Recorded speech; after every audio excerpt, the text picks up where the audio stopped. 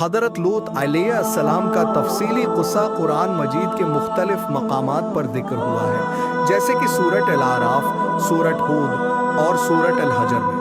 حضرت لوط علیہ السلام حضرت ابراہیم علیہ السلام کے ساتھ عراق سے ہجرت کر کے کنعان، فلسطین آئے۔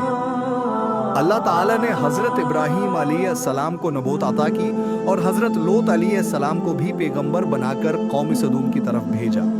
قوم صدوم کی بدعمالیاں۔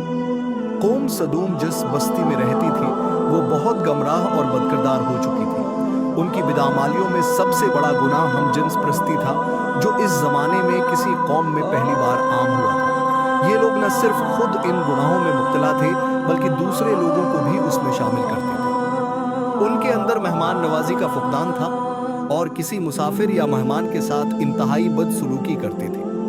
حضرت لوط علیہ السلام نے انہیں بار بار سمجھایا، اللہ سے ڈرو، بدعمالیوں سے باز آ جاؤ، فطرت کے خلاف جو عمل تم کر رہے ہو وہ چھوڑ دو۔ لیکن قوم صدوم نے ان کی ایک نہ سنی بلکہ ان کا مذاق اڑایا اور یہاں تک کہ انہیں دھمکیاں دیں کہ اگر وہ تبلیغ سے باز نہ آئے تو انہیں شہر سے نکال دیا جائے گا۔ حضرت لوط علیہ السلام کے مہمان فرشتے۔ ایک دن اللہ تعالی نے عذاب کے فیصلے کے بعد چند فرشتے انسانی صورت میں حضرت لوط علیہ السلام کے پاس بھیجے۔ حضرت لوط علیہ السلام ان فرشتوں کو مہمان سمجھ کر پریشان ہو گئے، کیونکہ انہیں اپنی قوم کے لوگوں کی بدعمالیوں کا خوف تھا۔ قوم صدوم کو جیسے ہی پتہ چلا کہ حضرت لوط کے ہاں کچھ خوبصورت مہمان آئے ہیں، وہ فوراً ان کے گھر کے باہر جمع ہو گئے اور بے حیائی کا مطالبہ کرنے لگے۔